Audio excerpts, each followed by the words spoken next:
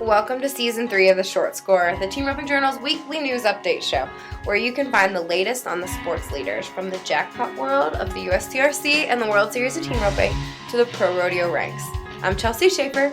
And I'm Kaitlin Gustave. And we'll be your hosts.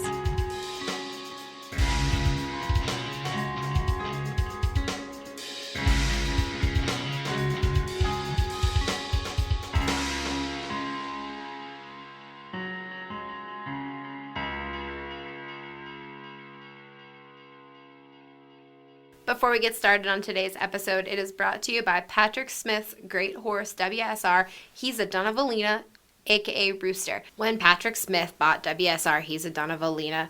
Anyone who cares about breeding, raising, training, and riding great horses took notice. After all, that Dun Stallion Rooster was really the stuff of legends. Raised and trained by world champion Randon Adams, Rooster played the role of backup horse to the legendary Horse of the Year, Diesel, for most of his career. But when Patrick Smith needed that replacement for his world champion mount and former Horse of the Year Amigo, Rooster was where he turned. The good-boned, hard-stopping stud had made clutch pro rodeo appearances under guys like Dakota Kirchenschlager, Russell Cardoza, and Cesar de la Cruz, and he showed up at the NFR when de la Cruz needed him most. In the short time that Smith has owned him, the Stallion's earnings have jumped well over $300,000, winning $35,000 at the Bob Feist alone in 2019. Patrick bought him because he was a great one, and now he's standing him to the public for just $1,800 in 2020. The horse is by the Adams iconic producer He's a Son of a Dun, out of Paulina, a daughter of the great Docalina. Crossed on running bred mares, that bloodline produced the great Transmission, who Jay Adams won Salinas on, and who continues to turn heads under Colorado's J.B. James. And Rooster's offspring are already winning at the rope horse futurities under guys like NFR qualifier Cole Davidson. If you're serious about breeding to a stallion that's going to change the game, producing offspring that are meant to win in the roping arena, then Rooster needs to be your first choice. He's had a 100% catch rate on the mares that he bred in 2019, and his books are now open for 2020. It's easy. All you have to do is check out raisingroosters.com for more and call 432-201-3080 for contracts. That's 432-201-3080 for contracts, and you can have a part of the great Raising Rooster program.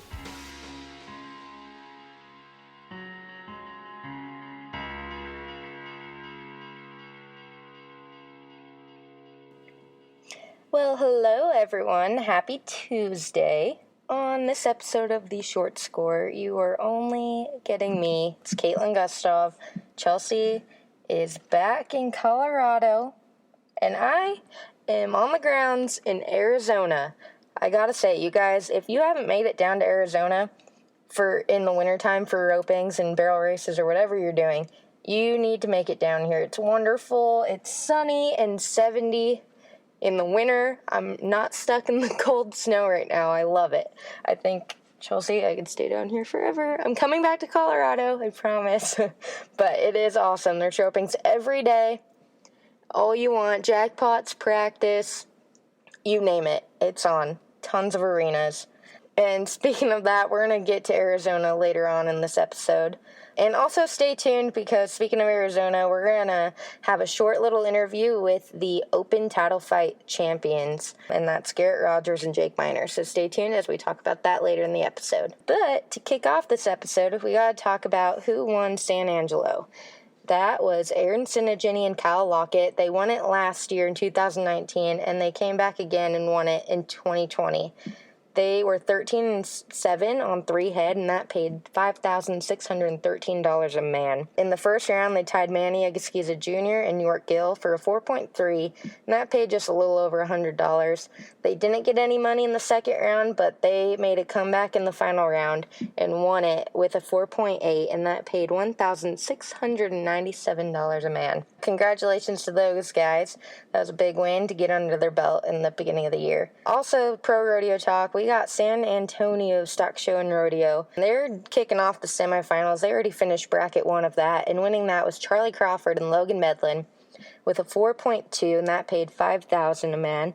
Second was Cody Snow and Paul Eves with a 4.5, paying $4,000 a man. Third was Jeff Flanagan and Tyler Worley with a 5.1, that paid $2,500 a man. And fourth was Chad Masters and Wesley Thorpe with a 6.9, and that paid $1,500 a man. Congratulations to those guys. Stay tuned as we all wait and see who's going to qualify to the finals through those semifinal brackets. It's going to be exciting, and that final round is going to be really fun to watch. Also, while we're down in Arizona, I got to go to Tucson. I went yesterday, it's Monday, to the first slack. The conclusion of that slack finished the first round of the Tucson Rodeo, and that's La Fiesta de los Vaqueros Rodeo in Tucson, Arizona. Winning the first round was Colton Schmidt and Hunter Cook. They were 5'7", and that paid $3,346 a man. If you didn't see their run, we got it on Team Roping Journal's Facebook page and Instagram. So be sure to check it out. It was a really great run in that arena and on those steers. I know just watching it, those steers kind of go left, or you don't really know what they're going to do, some kind of run on.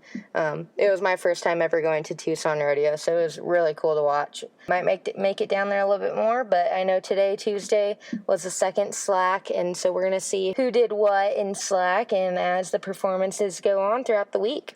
More Arizona. I know today, Tuesday, was the pre-roping at the Mike Servey Junior Memorial.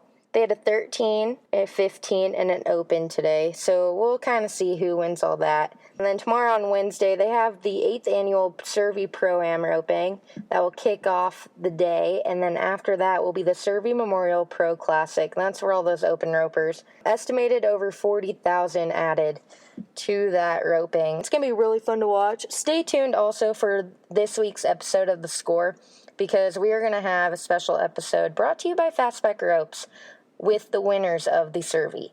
So that's going to be exciting. They're going to be coming right out of the arena, and we're going to pull them aside and talk to them, hopefully. So we're excited to see who wins that. And if you want, you should log on to that globalhandicaps.com, because I know I do. I'm constantly on that little website, and it is handy. If you need to keep track of ropings, if you need to see when your draws are, what team number they are, who won what they won. It's all on that app. It's so handy. I am on it constantly, like I said, and you can be sure to know what your team numbers are, what team they are on. Times are updated by the second. It's amazing. It is so amazing. So be sure to log on to globalhandicaps.com and sign up for your Global Handicaps card. And speaking of Arizona and title fights, I got the chance to come down here. I'm still down in Arizona in Wickenburg, but I got to come down and I got to rope in that title fights, and man, it is a roping to go to. It's so much fun. 3 days worth of just team roping.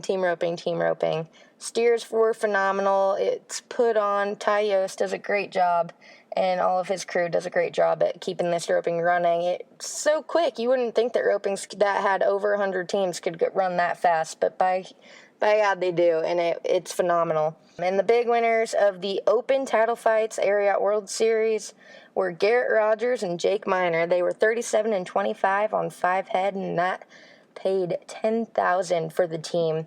If you haven't seen results, get on Global Handicaps.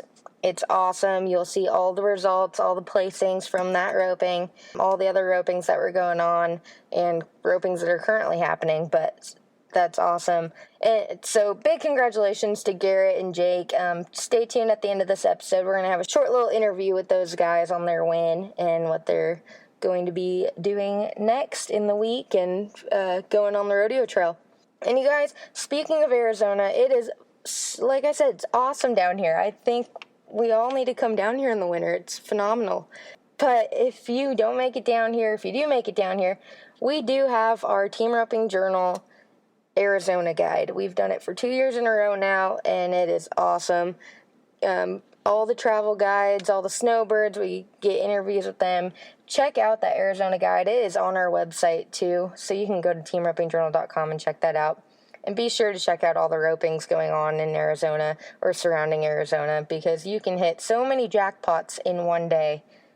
And you could easily win a lot of money, or you can easily go broke in one day. So, depending on how it goes. But you should make it down to Arizona, definitely. Moving on, we got to cover some upcoming ropings. For the World Series of Team Roping, Ariat World Series of Team Roping, we got the Mesquite, Nevada qualifier. That is coming up Friday, February 21st. And we got Saturday, February 22nd, is a number 14.5 only all-star team roping in Carthage, Missouri. So be sure to get over to there. Following week, in February 28th, is Buckeye, Arizona. That's a qualifier. And in Sarasota, Florida, there's a qualifier. It's JX2 roping. So be sure to get to those World Series ropings.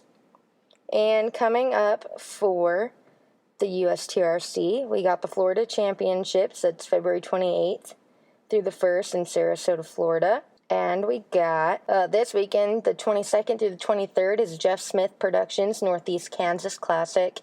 And that roping in Carthage, Missouri is also USTRC NTR earnings. And so is the Jeff Smith Productions. Also, speaking of USTRC, we cannot forget about the upcoming USTRC finals. New dates, new location. It's in Fort Worth, Texas at the Will Rogers Memorial Center, April 21st through the 26th. Get your teams in. It's going to be awesome. It's going to be so much fun down there in Texas. Don't forget, we got a special select rope horse sale. That's going to be super cool to watch. Also, there's going to be trucks. There's a Cinch High Money Ladies Award that's going out. USTRC Finals VIP Experience. There's the USTRC Open. Be sure, just check out all those flyers on USTRC.com. There's so much more to go over and so much you don't want to miss. But without further ado, we hope you enjoy the short little interview with Garrett Rogers and Jake Miner after they won the Open title fights. Thanks, guys.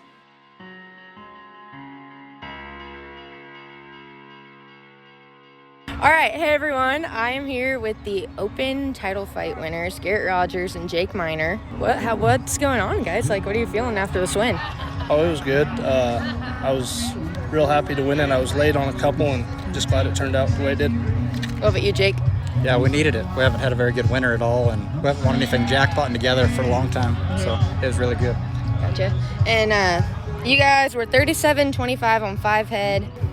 You guys were second callback, right? Second, yeah. Second callback. What was it watching those guys rope in high call? They messed up, or no, they were just a little long. A little longer. Did you know you haven't won when they roped, or kind of what was going through your head? No, I didn't know. Actually, we had, out of 5 steers, we ran the same steer twice. Mm-hmm. A white steer twice, a black steer twice, and I knew my steer, so he was good, and I just wanted to catch him, take the lead. Gotcha. What about heeling him down for him? Oh, he made it pretty easy today, but we had this white steer that was kind of crappy. He ran pretty hard. We drew him twice, and I think we were kind of middle 8s on him. I thought that kind of took us out of the roping, but ended up being all right. Gotcha. And split 10,000, you guys said you guys are kind of having a slower winter. How's this going to help you get down the road and just keep going? We're starting Monday at Tucson, and hopefully we can build off of this and start catching something. And kind of talk about what horses you guys were on today. Actually, I just bought a bay, 14 years old, and first roping I rode him at today, and it was a little tough to get in the box, but worked good in the field. I was going to say, you look like you were having a little bit of trouble getting him in the corner. Getting pretty mad, but I'm glad it worked out. Gotcha. And what were you heeling on? Just an old horse that I bought this winter, kind of just to practice on, and he's been working pretty good, so I tried him today. And what's his name and age? Nitro, and he's 18. And what's your horse's name and age? Bay, 14 years old. Bay, classic. Yeah. So you guys are going to Tucson on Monday and Tuesday, Monday, slack, Tuesday, yeah. And then Survey's Wednesday. Yeah. Kind of talk about going from, obviously you guys had jackpot set up, you have to score them out, run them down, you have 5 head, then you go to a rodeo, have to run them down quick to win, and then you're going to be going to another jackpot where you're running them down. Kind of talk about the mindset that you have to go through to do all that. Well, today was actually a real barrier, and I mean, it's going to be definitely longer at Tucson, but the Survey's a long setup, and just got to have a horse that can score and run, and hopefully catch. Be able to get something done. Yeah, it was pretty good practice for those because they're all long scores, and just kind of got to catch them. So. And will you guys be riding the same horses? I will not be. No. What will you be riding? A young sorrel horse. Okay. Yeah. So what kind of or will you be riding the Sam Hill horse? No, I'll ride kind of my best horse I have. Gotcha. There. So how do you guys plan on what horse you're going to ride where? Well, today was a good deal because I didn't know what this horse would do to Jackpot, and I found out. So probably will not take him. Find something else. Gotcha. What will you take? Oh, I've just, I don't know. I try to save my best horse kind of, but should probably ride him more. But yeah, that's why I brought that one. Gotcha. All right, well, thank you guys. Congratulations, and I maybe go punch each other.